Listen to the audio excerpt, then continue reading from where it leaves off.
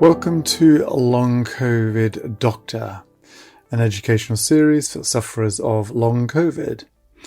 I'm Dr. Tim Robinson, formerly a GP for 30 years, now a GP lead for 3 NHS Long Covid clinics, and a GP clinical lead in Long Covid across the southwest of England.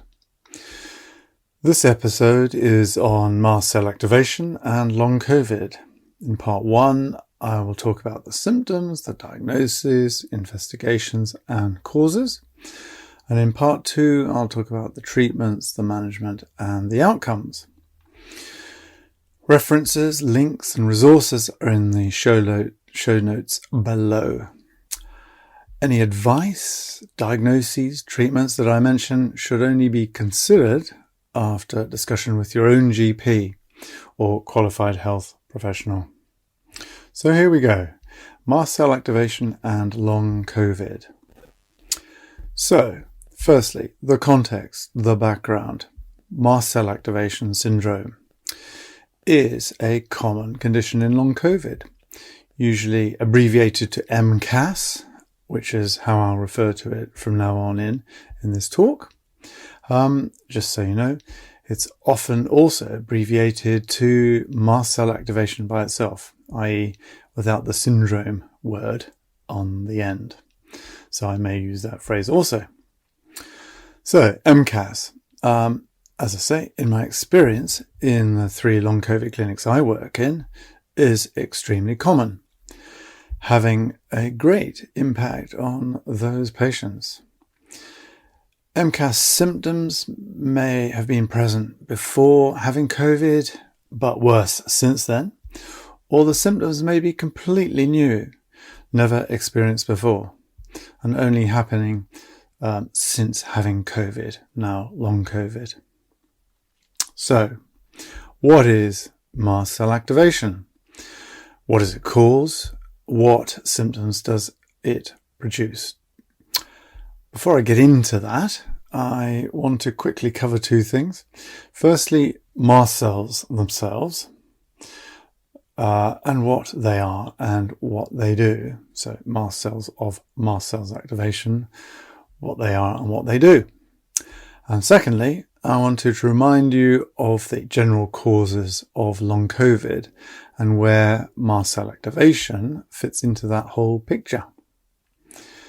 And then I'll get into MCAS itself, the symptoms, the effects, etc. So, firstly, what are mast cells? Mast cells are part of the immune system, the system that fights infection. The immune system is made up of the innate, the first line immune system, and the adaptive, the second line or learned immune system.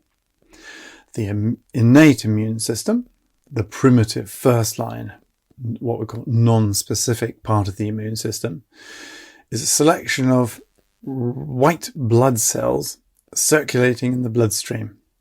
And these include cells like the natural killer cells, the basophils, the neutrophils, the macrophages, and, wait for it, the mast cells. So mast cells are distributed all around the body. So not only in the bloodstream, but also in the tissues throughout the body, the connective tissues, the tissues that connect all the cells together, surrounding the blood vessels, the nerves, the lymphatics, the muscles, and all tissues, all connective tissues. They're particularly densely collected at the boundaries between the external world and the internal world. And what I mean by that is the skin and the respiratory system and the gastrointestinal lining. So obviously in those 3 areas, those 3 areas, if you like, are a barrier between the external world and the internal world, the internal world of the body. They're also found in highish concentration in the brain, especially around the primitive brain stem, the heart of the brain, the hypothalamus and the limbic system, and also the choroid plexus. These are all part of the brain's immune system. So that's what they are. What do they do? What are their functions? Well, basically they're involved in allergy. They're involved in defense against pathogens, viruses and bacteria. And they're involved in wound healing and angiogenesis, creation of new blood vessels. In the presence of an allergen, or a virus or a bacteria, mast cells are triggered. The cell wall breaks open. This is known as degranulation. And inflammatory mediators from within the mast cells are released into the circulation and the tissues. Each mast cell contains in excess of 1,000 what we call pro-inflammatory chemicals, molecules or proteins. Pro-inflammatory means encouraging inflammation. So these include histamine, cytokines, chemokines, prostaglandins, leukotrienes, platelet activation factor, tryptase, protease, and many more, but mostly histamine. So there we are. So basically, a brief recap. Mast cells are present everywhere in the tissues and the bloodstream. They recognize and are activated by foreign substances, invaders, such as viruses, such as the coronavirus. Then they release their chemicals that fire up inflammation. Now, I'm just going to give you a quick reminder of the general causes of long COVID and see how MCAS, mast cell activation, fits into that whole picture. So here we go. And you may well, I'm sure you are familiar with a lot of these causes for long COVID. But basically, the COVID infection, as we know, was initially thought to be a simple respiratory illness, as it is, after all, one of the coronaviruses, one of the common cold viruses, COVID-19, now referred to as SARS-CoV-2. But with research, it was found to be much more serious than this, causing inflamed blood vessels, a process known as endotheliitis, throughout the body, resulting in many pathologies, much damage of long COVID. And the list is long. Here they are. There's basically overactive inflammatory response, the innate immune system, as I was explaining, the primitive first-line immune system, excessive pro-inflammatory factors, those inflammatory factors that encourage inflammation, IL-6, interleukin-6, 1, interferon gamma, TNF, tissue necrosis factor alpha. These are all cytokines. And then you've probably heard of the cytokine storm, with all these excessive cytokines that created a storm. And you could say that's, basically, using an analogy, too much fuel on the fire. Too many cytokines, too much fuel. And then there was the excessive activation of mast cells as part of that excessive inflammatory response, releasing their inflammatory chemicals, that long list of chemicals, histamine and all the rest that I talked about. So thank you very much, mast cells. You've just dumped even more fuel on the fire. And then other causes, consequences of the COVID, and hence the long COVID, is and as a consequence of the excessive inflammation, is the sticky blood hypercoagulable state. And that leads to microclots, microthrombi in the lungs, the brain and kidneys, and throughout the whole body, throughout the microvascular circulation in the heart, the coronary arteries, the mini blood vessels around the small nerve fibers out in the periphery. So there we are. All that inflammation leading to more damage because of more fuel. As an offshoot of that, unfortunately, is the dysfunction of the immune system, the autoantibody production in autoantibodies to organs, to tissues, yet more inflammation, yet more fuel. And then there's dysregulation of the immune system with the reduction of the cytotoxic T cells. And so that's not good. The cytotoxic T cells are meant to be attacking virus, but if they've been reduced, then, if you like, using my painful analogy now, if you like, there are no firefighters, there's no fire brigade to put the infection out. And then, to make matters worse, there's probably viral persistence, in various parts of the body, in the gut and elsewhere, as well as the possibility of viral reactivation, like in shingles, just to stoke up the inflammation even more, yet more fuel to the fire. And then there's the collateral damage by the virus itself directly to the organs, the heart, the lung, the joints, yet more fuel. So any one individual with long COVID may have one or some of all the above, or all of the above. But the net result is dysregulation, dysfunction, damage, disturbance generally of all the systems: the immune system, the brain, the neurological, the cardiovascular, heart, the gut, the ductless glands, the endocrine organs, the organs. Basically a pretty good perfect storm. So there we are. That's where MCAS fits into the whole picture of long COVID. MCAS is part of the general overactive inflammatory response. So, what are the patients with MCAS, mast cell activation, experiencing? What are the symptoms and associated symptoms of mast cell activation, MCAS? So remember, mast cells are everywhere, okay? But especially in the skin, lungs and gut. And so many of the symptoms of MCAS are in those areas, not surprisingly.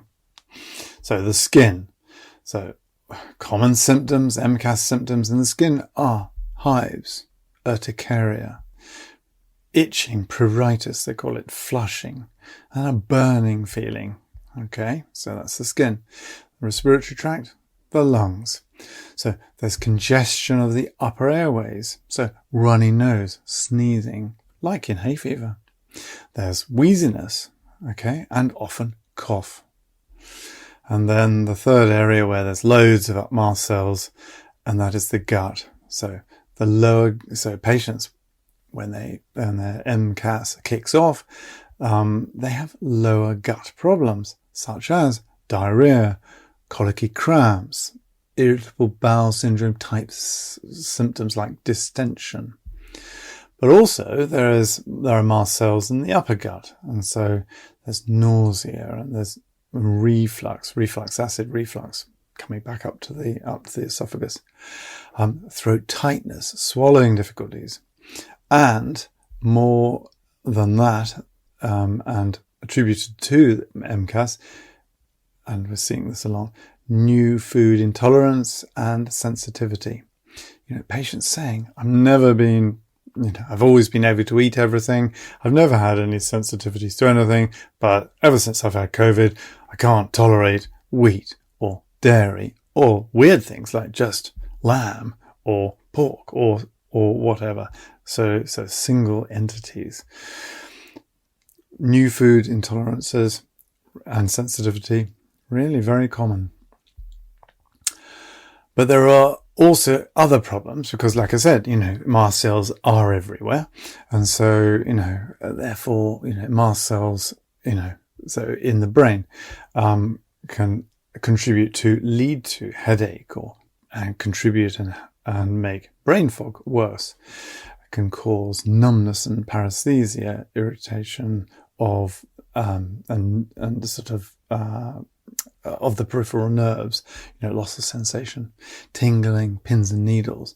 That can all be due to mast cell activation. But, it can be due to other reasons as well, but it is a contributory factor, definitely. Mast cell activation can happen in the musculoskeletal system, the joints, the muscle pains, joint inflammation, redness. Also, they can contribute to lightheadedness, dizziness, faint feelings, can contribute to palpitations. And there are many crossover symptoms with dysautonomia. Mast cell activation and dysautonomia share many symptoms, strangely. Just as an aside, what is dysautonomia? Well, I cover this more fully in my talk on Long Covid dysautonomia and PODS. But briefly, dysautonomia, what is it? Well, it's all in the word. Dysautonomia, dys, short for dysfunction, autonomia, short or taken from autonomic nervous system, the automatic involuntary nervous system. So dysautonomia is dysfunction of the autonomic nervous system.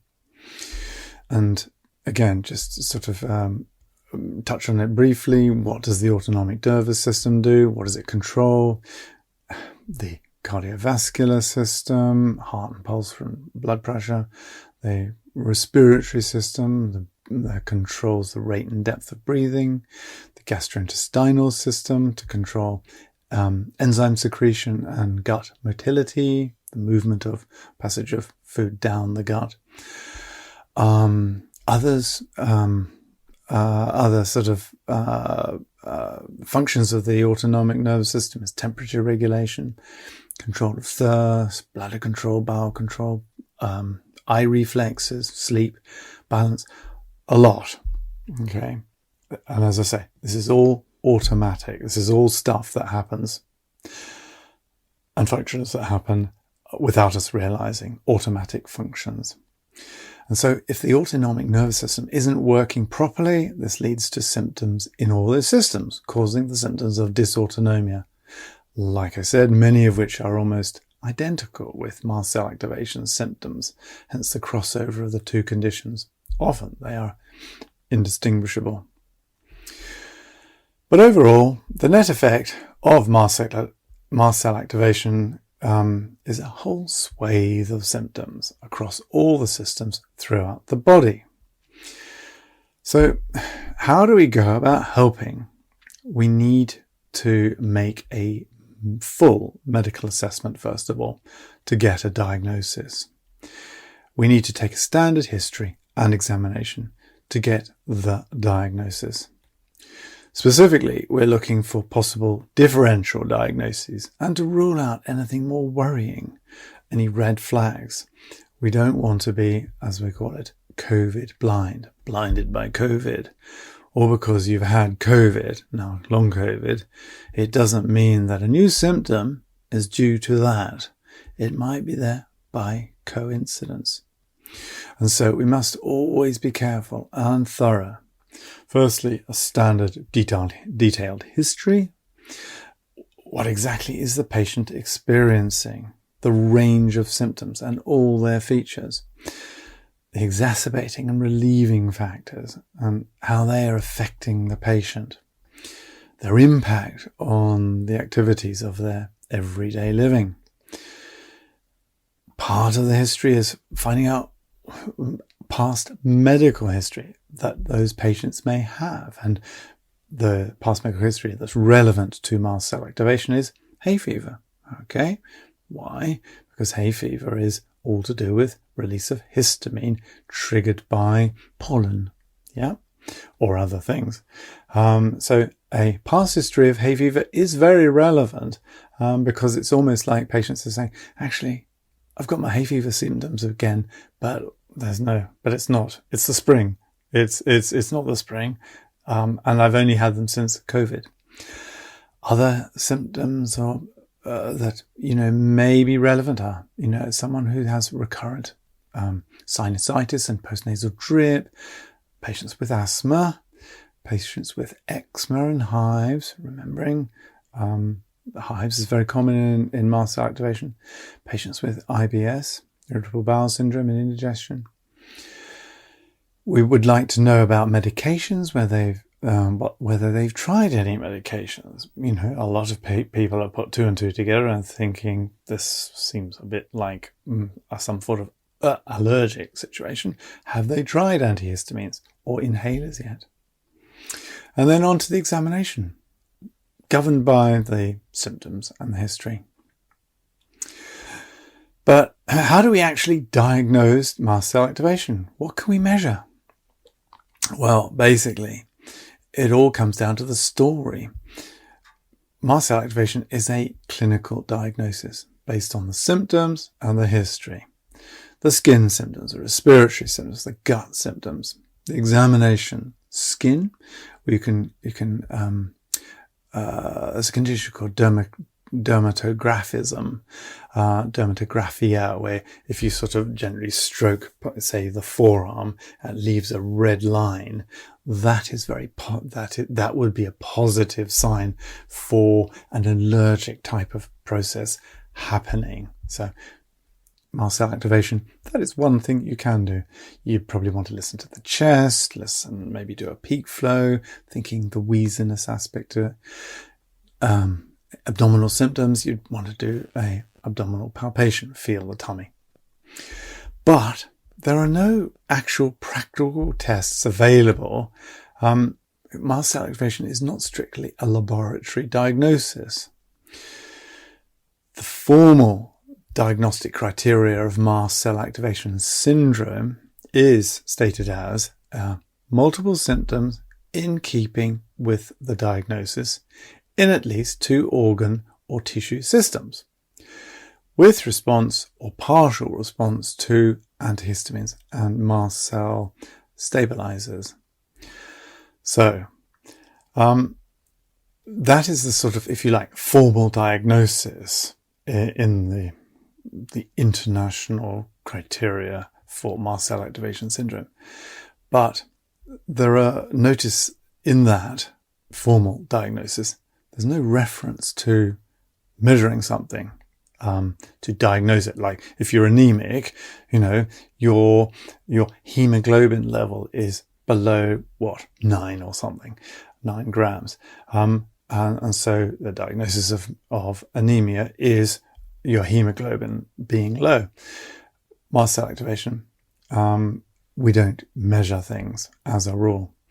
However, just to confuse the issue, but for completeness sake, there are tests for mast cell activation that some patients ask about and they ask for. However, these tests are really just for research purposes, not easily accessible, and they're very expensive.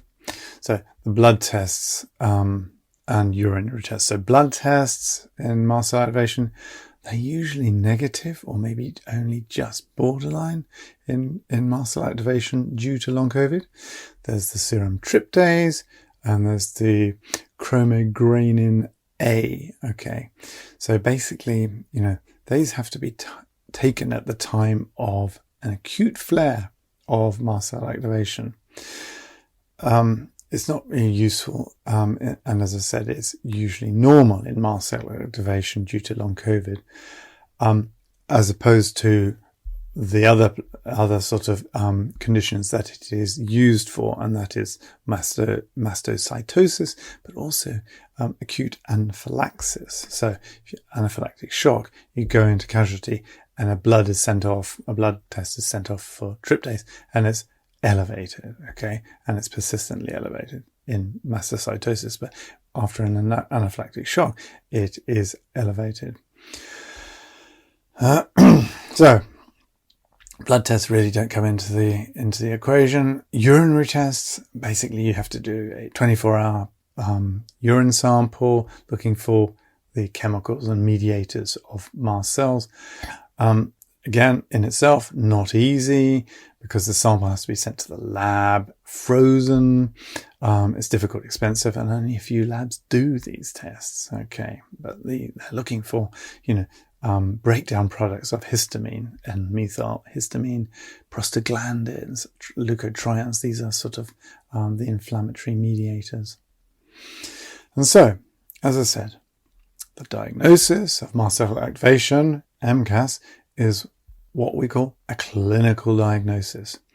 A diagnosis based on the symptoms and history, having ruled out other diagnoses, serious and less serious. And so, that brings me to the end of the first part of my talk on mast cell activation. In the second part, I will talk about the treatments and the management and the outcomes of mast cell activation. I hope you found that helpful.